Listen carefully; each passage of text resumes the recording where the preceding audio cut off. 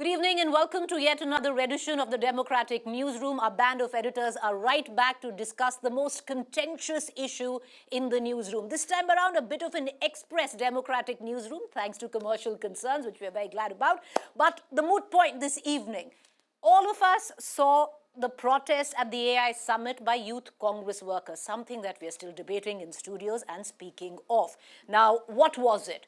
Was the protest by the Congress youth workers anti-nation, or was it anti-government? We're going to throw the dais open for all arguments, and we're also going to teleport our consulting editor, Rajdeep Sardesai, who is in Mumbai. He's going to join us right here. We have Gaurav Sawant, we have Akshita, we have Moshni, who also covers the Congress. Our guest today on Democratic Newsroom, we have Sneha. So everyone keep it short, crisp. Rajdeep, let's begin with you. Anti-government or anti-nation, the protest by the Congress workers? I think that question is frankly a non sequitur to me. Yes, as a bit of political theatre or a spectacle, you could argue that it was in poor form and perhaps inappropriate. But to call it anti-national, for God's sake, there is nothing anti-national about a protest. That only constricts the right to dissent or the right to protest. You want to know what is anti-national? A preventable tragedy that claims lives, a custodial death that raises questions about the rule of law, corruption that corrodes public trust, communal violence that scars social harmony in this country. You want to know what is anti-national?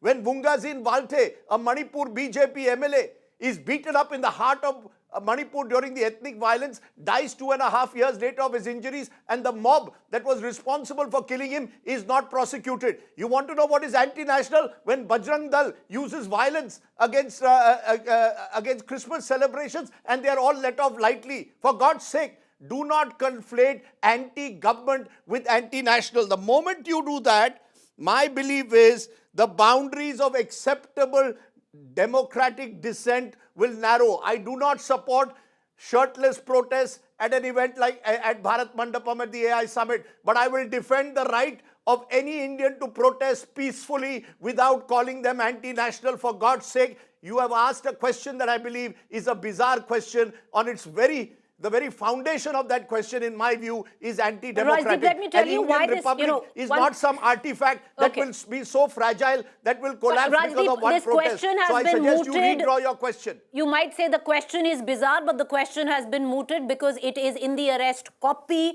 by the Delhi police of the arrest of the Congress workers, where they have called the protest anti-national and creating a riot-like situation. That is why the question's been raised, Rajdeep. Then say that we are a police state, where you will decide what the police... You will be the echo chamber for the Delhi police. I tend to agree with you, Rajdeep. It's not an argument between you and I. But let me just open the debate. Gaurav Sawant, go ahead. Your point of view. Can Rajdeep or anybody else list 3 takeaways from the AI summit, which is what this was all about in the first place? This was extremely important. AI summit is showcasing India's capabilities on the world stage. India emerging as the third very powerful pole. This wasn't about, just some shirtless protest. It's about India. It's not about Narendra Modi. The protest was against Narendra Modi. It could have been done anywhere, any designated spot. This was showcasing India's power.